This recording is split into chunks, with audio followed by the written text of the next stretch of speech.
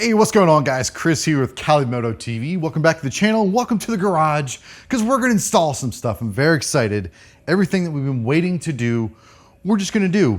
But first, the first thing we're going to do are the forks. That's going to be its own video, followed by the rear shock. That'll be its own video. Or I might do them both together. I haven't quite decided yet. And then we're going to do the wheels, because they'll be off. And then that'll be it. But this is the forks. Again, shock will be next. I might do them together.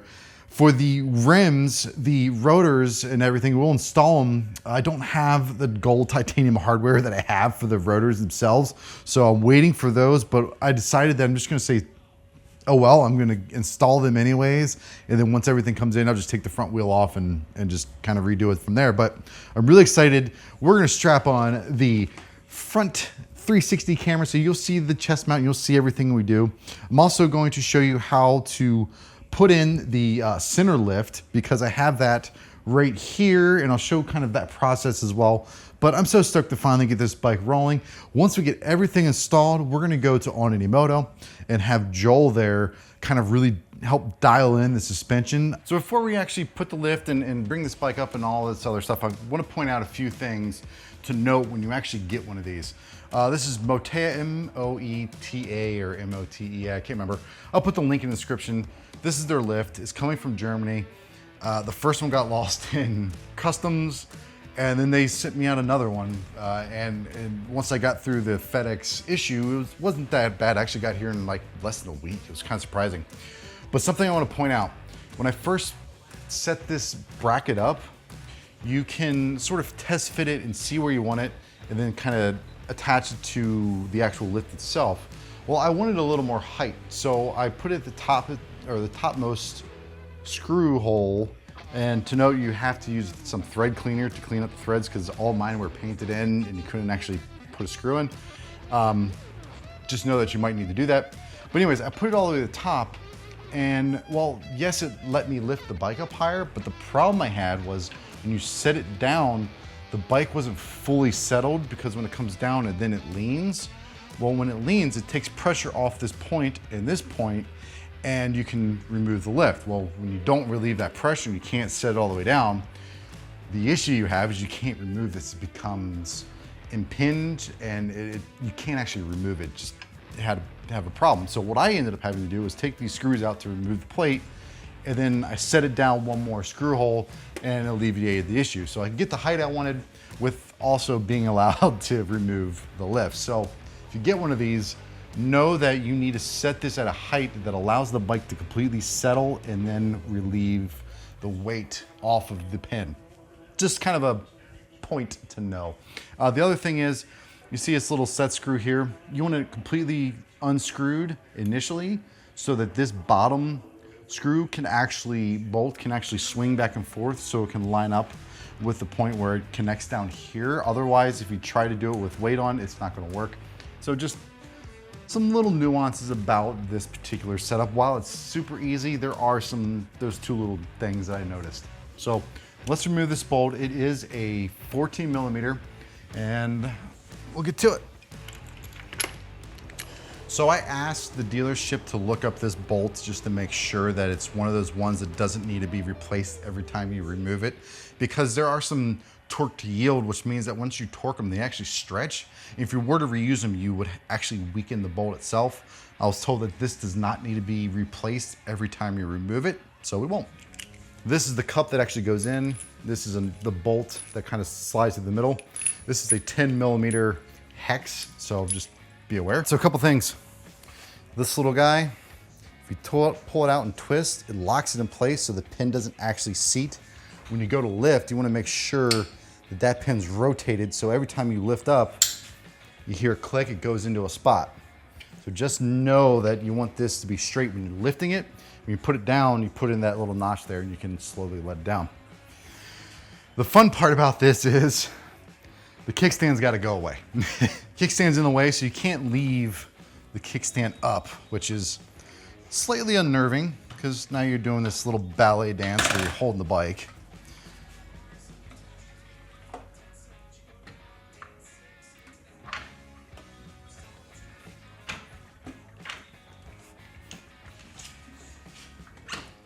Go. See how it locked in that first little bit? You see we're kind of lined up down there. So now we're straight. I'm on a flat level ground, so just make sure you do the same. See how it's just kind of stayed in place? We're already light on the front.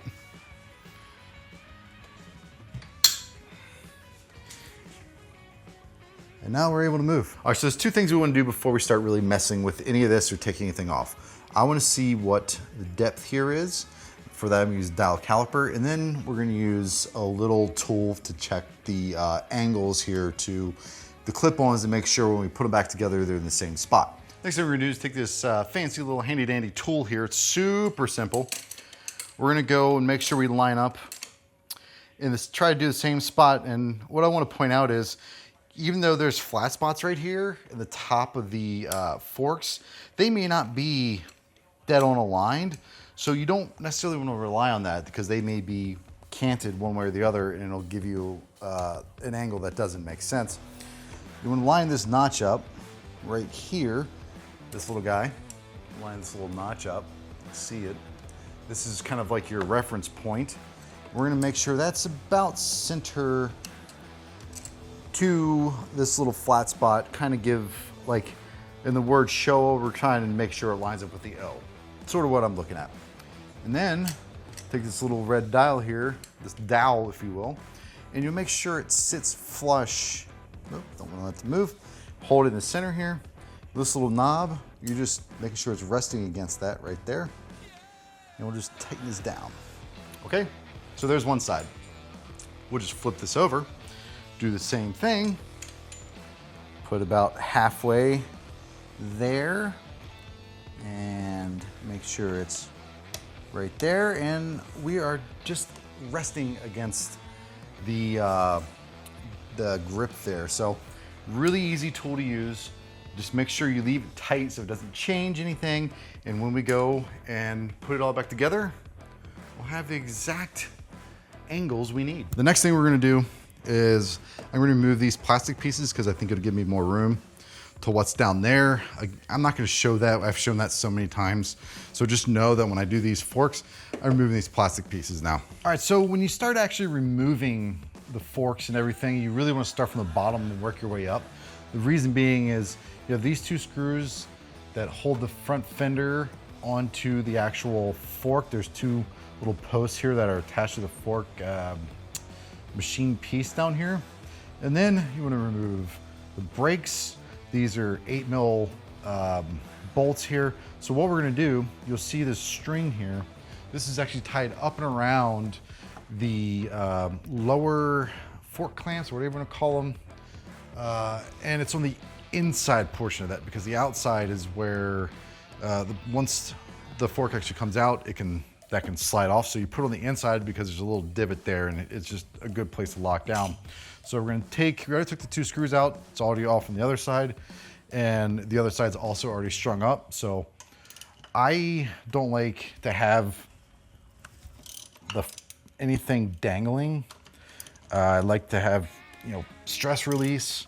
The other thing it does is when you pull the fork off and you have everything lifted up, these hoses right here for the brake lines are actually tied to the back of this fender. So if you lift it up, then you actually support the fender as well. So just something to keep in mind.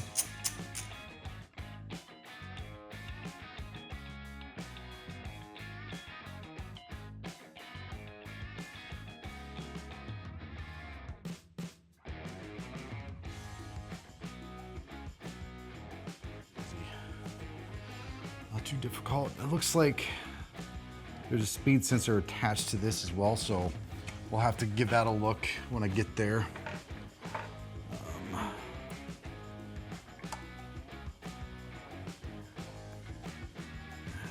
We'll have to make sure that sensor is not attached to anything at the time, because that's going to be a problem. The last thing I'm going to do is damage it. So there we go. Just kind of lift this up. Just kind of lift you up just like so. Tie you around, tie you through.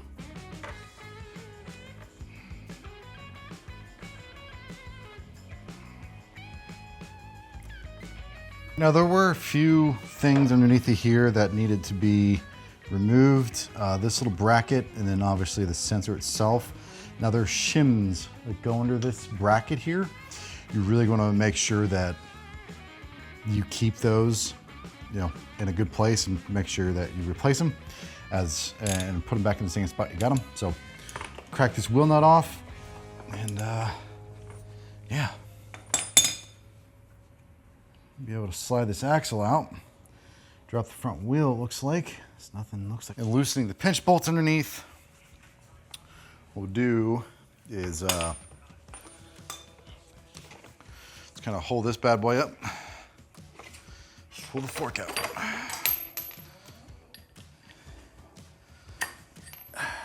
Grab that bad boy.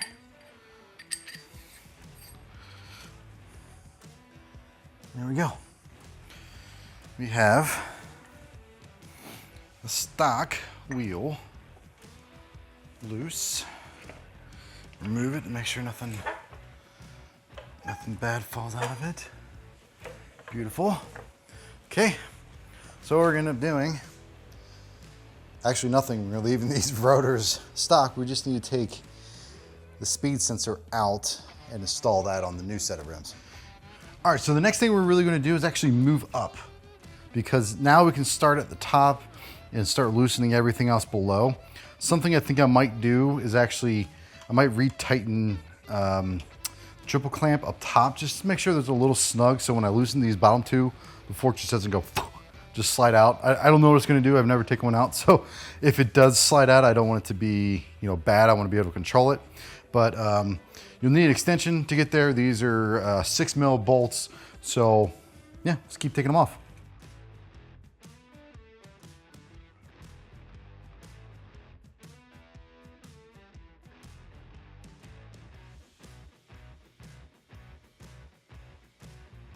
We're gonna loosen this guy up here in hopes that this down here doesn't just fly out and rip everything off of it. Shouldn't, but.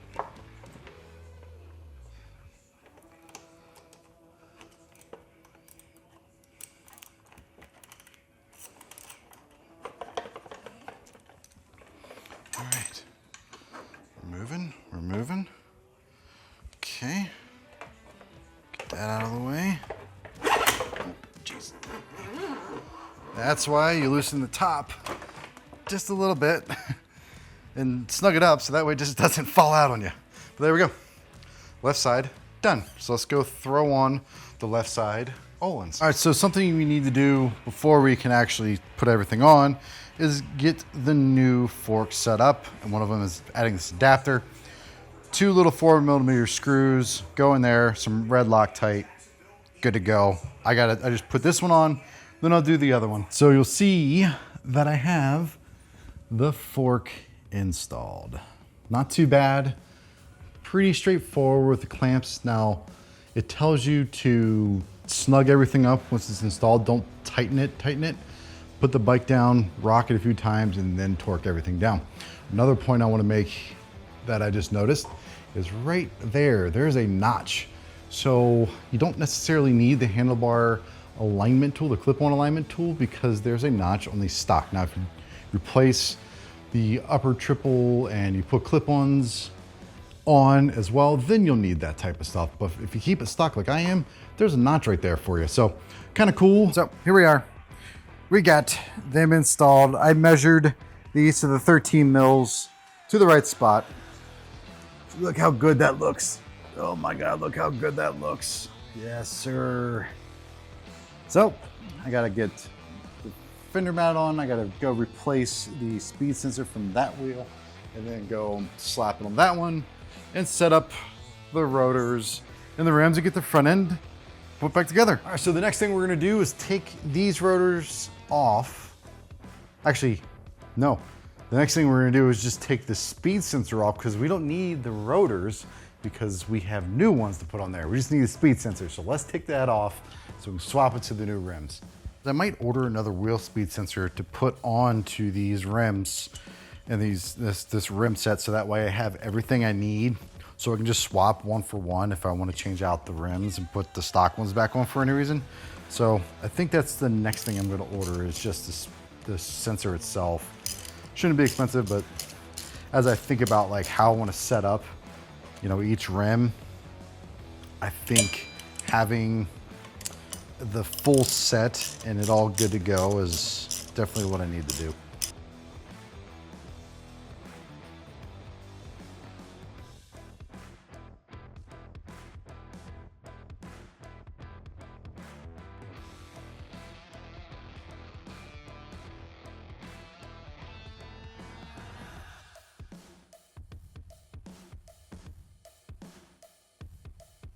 All right, so let's get this torqued up now. Like I said, cross pattern is 30 Newton meters, so.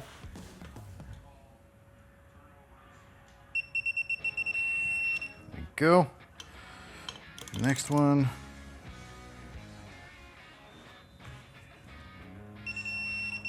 There we go.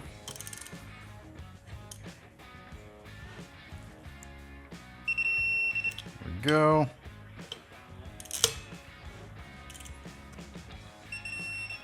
Beautiful.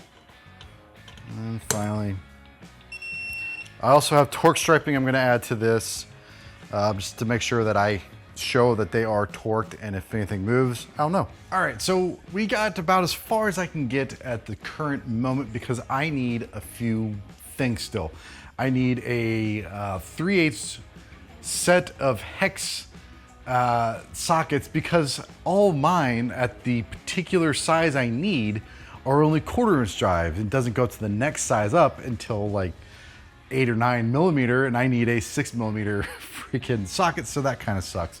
So I gotta go order some of those real quick, or go out and go buy some really, and then I'll be able to torque everything down. I still gotta drop it down, bounce it like Ohlins tells you to do. So there's a few more things I need to do, but let's look at what we have going on here. The black line forks look amazing. The rotors look great. Made at MotoMillion. Thank you, Ducati Gold rims and Moto for supplying that stuff. So far, it is so good. I have a good bit more to do, obviously. God, I love the way this looks. It reminds me of the Superleggera, the 1299. That's what I'm going for. The other thing that I just realized, because I had planned on getting this done as well, is that I don't have a rotor for the new set of rims. I should have gotten a rear rotor for those rims, so I might just order those from Manny as well. Also, bolt carriers and everything on the other side for the sprocket. I kind of want a new set of those as well. So new socket, bolts, and everything for the other side. So that way I can set up the new rim with all new pieces and I can transfer this over. So a few things. I need a speed sensor to gift for the old set of rims, so I can, because I had a jacket to put on this one. I'll need to do the same thing for this, for the ABS. I said speed sensors, ABS. But yeah, I need to make this rim whole along with the new ones whole, so that way I don't have anything to worry about there. The other thing is, I thought I'd get the rear shock and all that installed. It's not gonna happen today. So it'll be another day, but yeah, learning. There's a good bit to go through here, but so what do I enjoy? I don't know. I haven't written it, but stay tuned. To be continued on the front. Maybe we'll leave this as just the front video, and then I'll do the rear as its own video, the rear shock and the rear wheel. Maybe I'll just do that together. But yeah. So with that, I hope you all enjoy this install. The front, I know I didn't go through every little bitty bit because I feel like it's kind of repetitive and it'd just make it a crazy long video. But the bottom line here is you want to snug everything up. Don't completely torque everything down right away. You gotta make sure things fit, make sure lines fit. One thing I did notice is I needed to push the pads apart just a little bit to get them to fit over these rotors. Even though I measured the thickness, they seem to actually be the same. So I'm not sure what that's about, but it is what it is. But yeah, just waiting to torque everything down and we're good to go. So like, comment, subscribe, and you'll see the rest of this install and build.